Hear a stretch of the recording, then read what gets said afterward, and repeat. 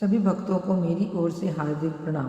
आज हम सुनेंगे पापांकुशा एकादशी व्रत कथा और इसका महत्व। यह व्रत अश्विनी शुक्ल पक्ष की एकादशी को आता है और भगवान विष्णु के पद्मनाभ रूप की आराधना इस दिन विशेष फलदायी मानी जाती है। व्रत कथा। प्राचीन काल में हिमालय पर्वत पर अंगिरा नामक महान ऋषि का आश्रम था। उनके समीप एक क्रोधन नामक पापी शिकारी रहता था।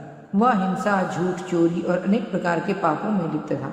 जब उसका जीवन अंत के समीप आया तो भयभीत होकर वह ऋषि अंगिरा के पास गया और प्रार्थना करने लगा, हे ऋषिवर, मुझे पापों से मुक्ति का मार्ग बताइए। ऋषि अंगिरा ने उसे समझाया, हे वत्स, यदि तुम सचमुच पापों से छुटकारा चाहते हो तो पापांकुशा एकादशी का व्रत श्रद्धा से करो और भगवान विष्णु का स्मरण करो।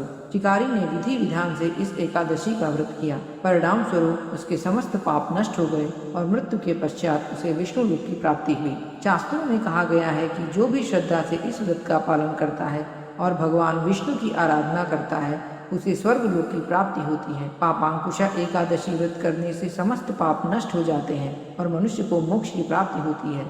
यह व्रत हर प्रकार से पुण्य प्रदान करने वाला है, अतः सभी भक्तों को इस व्रत का पालन करना चाहिए और प्रभु विष्णु का ध्यान करना चाहिए। शास्त्रों में कहा गया है, एकादश्याम तुयो भक्त्या विष्णुम संपूज्य कीर्तियेत् अश्वमेध सहस्रस्य फलमापनोति मानवा।